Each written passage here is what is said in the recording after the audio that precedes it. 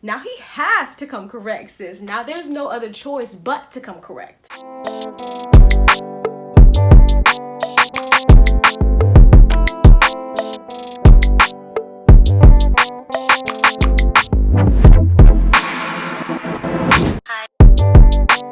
Hey y'all, it's Dee and welcome to Detox.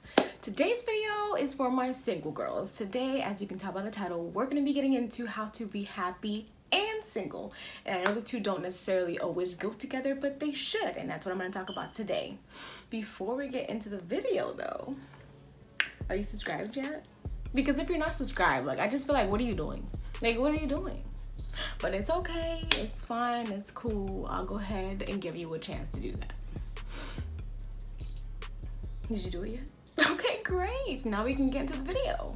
I think a lot of people have the wrong idea about what singleness is and what it should be. A lot of times, instead of doing things like growing, getting to know ourselves, learning to enjoy our own company, we spend the whole time complaining about being alone and wishing for the day that a man is going to come sweeping us off our feet. We scroll through social media and see all these couples and we start to wonder, well, damn, why am I not booed up and cuddled up with somebody's son? These couples, by the way, who we really don't know anything about because they only show us the parts of their relationship that they want us to see. And let's face it, sis, they may be smiling from ear to ear on Instagram and he may surprise her with flowers and gifts every day, but we really just don't know what happens behind closed doors. We don't know what happens once that camera's turned off. And so we see all these couples on social media and even in real life, and we see the good parts, the pretty parts, the romantic parts, but we don't really get to see the ugly parts, the not so romantic parts. And so we fall in love with the idea of being in a relationship, with the idea of being that perfect man and getting swept off our feet. And social media definitely amplifies it, but I think we've been conditioned from a very young age to believe that we need a man to complete us. Think about it. Think about the Disney movies where Cinderella needed her prince to be able to be saved from her stepmother, and how Sleeping Beauty basically was useless until her prince came and saved her. We've low-key been conditioned from a very early age to feel like we need a man to complete us. All these things around us have led to us being infatuated with the idea of finding our Prince Charming and him saving us from our loneliness. Believing this, a lot of us women tend to jump into relationships and fall in love way too fast, which obviously tends to end pretty badly. And so I think when you're single and you follow all these couples on social media, take a break from all that, because comparison is literally the killer of happiness. You'll start to find yourself falling into a rabbit hole and start to compare yourself. Like, why am I so single? Why am I not in a relationship with a good man? Am I not good enough to get into a relationship with a good man? All these negative thoughts are going to start circling around in your head, and eventually you're obviously going to start to feel pretty shitty. Mind over matter, sis. So change your mindset. So yes, Stacy might be happy with John, but you are not Stacy, and the timing of your life is different from hers. You are single, and you are single for a reason. So don't waste a season of your life comparing yourself and complaining about being alone, because when a guy does come along, you'll be so lonely and desperate that you'll end up falling hard and fast for a dude who's probably not even on your level. Being single gets such a bad rap, and I feel like it's so funny that men tend to relish being single, where for us it's always a drag. Being single is the perfect time for you to do all the things that you want to do, because right now you don't have to take anybody else's feelings into consideration. You don't have to stop and think, damn, would he be upset if I did this, or damn, whatever the case may be. The only person you have to worry about is yourself. So my advice to you ladies who might be single right now is to date yourself. And I know that sounds ridiculous, but hear me out. I love to talk about how good of a wife you would be, or how you could be so good to him, or how you would treat him so nicely. But why can't we have that same energy towards ourselves? Why can't you have that same energy for yourself? Why are you not good enough for you? How can you expect to be good enough for someone else if you're not even good enough for yourself?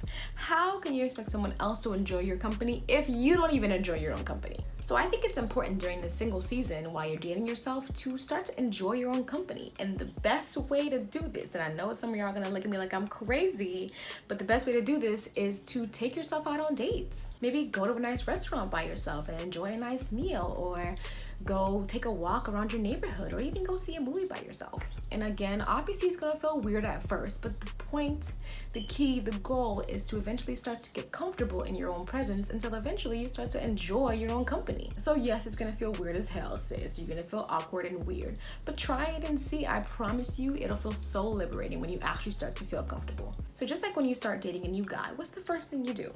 the first thing you do is get to know him, right? So same thing applies here when you're dating yourself. So the next step to dating yourself is to get to know yourself. So many of us tend to jump from relationship to relationship that we've subconsciously linked our identity and our worth with another person.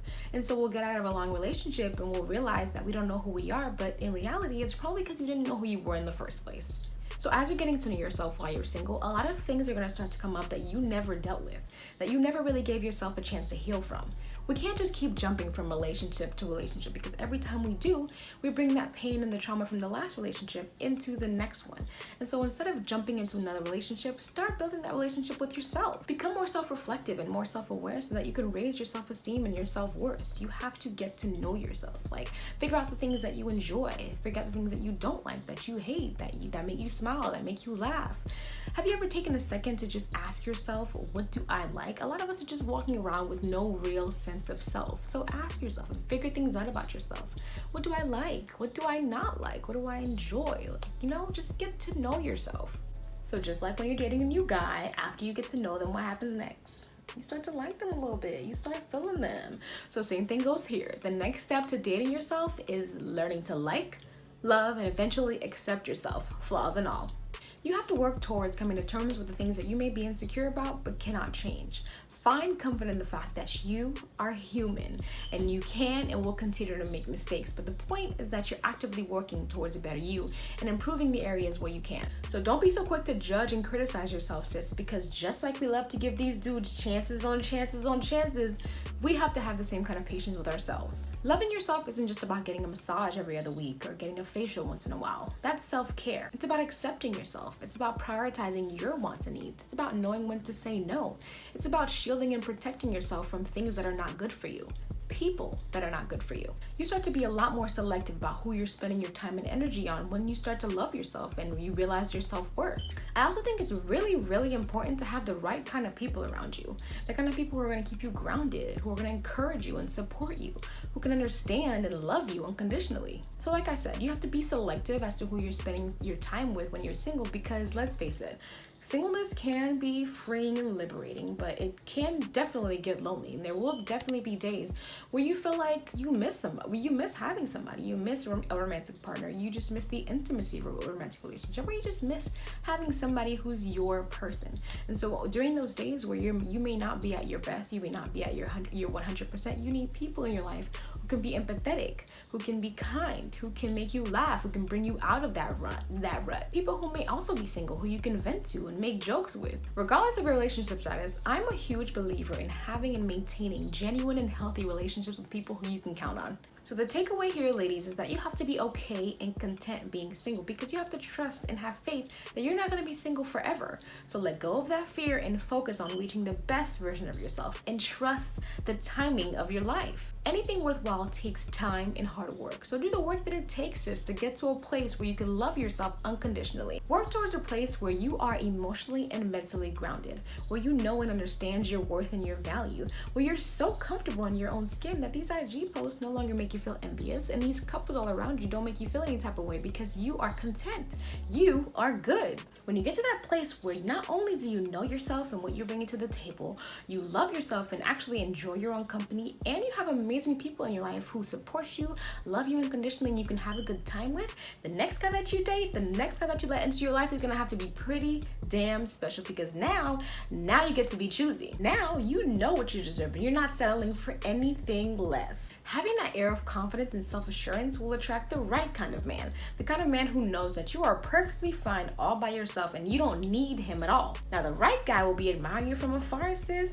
He'll notice how you carry yourself, he'll notice your confidence, he'll notice how you care for the people around you, how you cherish the relationships that you have, how driven and motivated you are to achieve your dreams. He'll notice how well-spoken you are, how self-sufficient you are, how cultured you are.